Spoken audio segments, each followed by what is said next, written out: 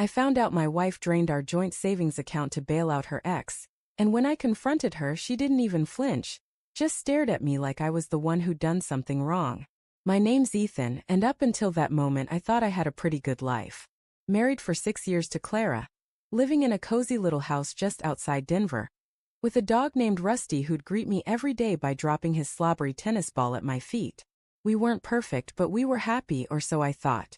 We'd built a life together, saving up for a dream trip to Italy, maybe even a kid someday.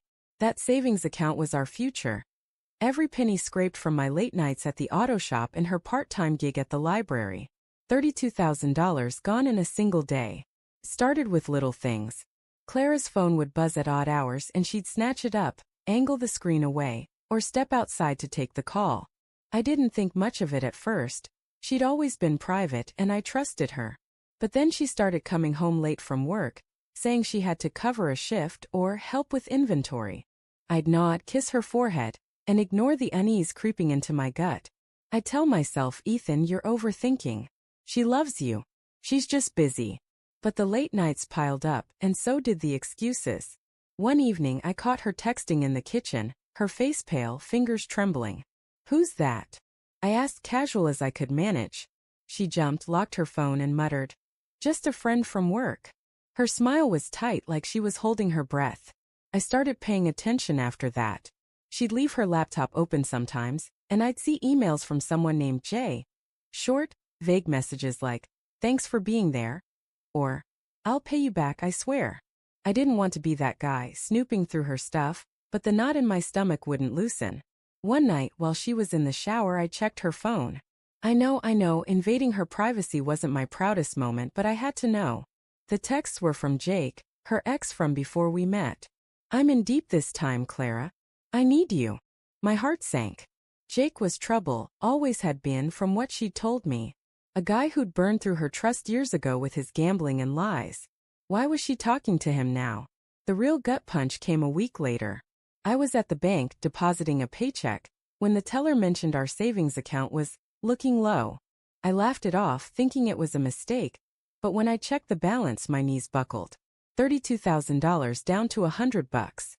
I stood there staring at the screen, my pulse hammering in my ears. Called Clara right away. "Hey, did you move our savings or something?" I asked, trying to keep my voice steady. She paused too long. "No, I don't think so. Must be a bank error. I'll call them." Her voice was shaky, like she was scrambling for a lie. I didn't push her then. I couldn't. I just sat in my truck outside the bank, gripping the steering wheel, telling myself there had to be an explanation. That night, I waited until we were eating dinner, spaghetti, her favorite, though she barely touched it.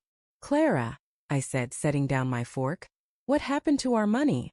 She froze, her eyes darting to her plate. "I told you, it's probably a glitch." Her voice was sharp now, defensive. I leaned forward, my chest tight. "Don't lie to me." I saw the withdrawal. 32 grand, Clara. "Where is it?" She pushed her chair back, stood, and started pacing. "Okay, fine," she snapped. "I gave it to Jake. He was in trouble, Ethan.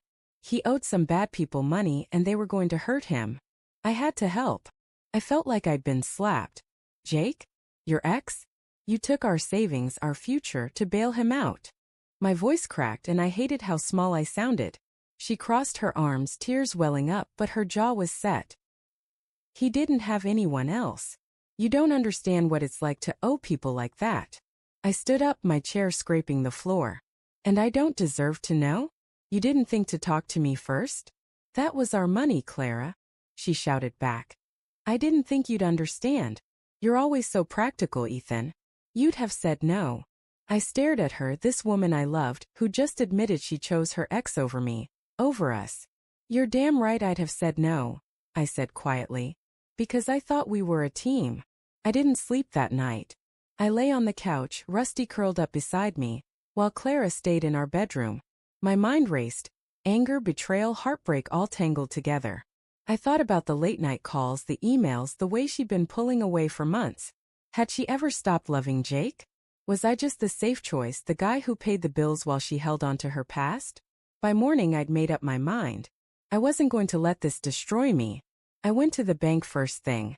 The account was joint, so I transferred half of what was left, $50, a pathetic amount, into a new account in my name. Then I moved half of our checking account too. It wasn't much, but it was mine. I didn't tell Clara. I wanted her to feel the same shock I had. When she checked the account later that day, she freaked out just like I knew she would. "Ethan, what did you do?" she yelled, storming into the living room. "You took our money." I looked her dead in the eyes. "No, Clara. I took my half. You gave yours to Jake.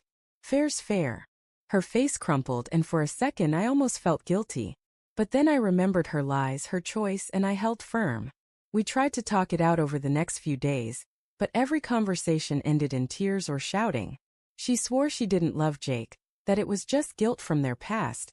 But the trust was gone. I couldn't look at her without seeing that empty bank account, without wondering what else she'd hidden. A month later I moved out, taking Rusty and my half of everything. I rented a small apartment, started rebuilding my savings, and tried to make sense of the hole in my chest. Looking back, I don't hate Clara. I hate what she did, how she broke us without a second thought. I'm still figuring out who I am without her, but I know one thing. I'm done being the guy who trusts blindly. Sometimes, love isn't enough when secrets tear it apart. And as I sit here tossing Rusty's tennis ball across the park, I can't help but wonder if she's still bailing out Jake. Or if she's finally learned what it costs to betray someone who loved her.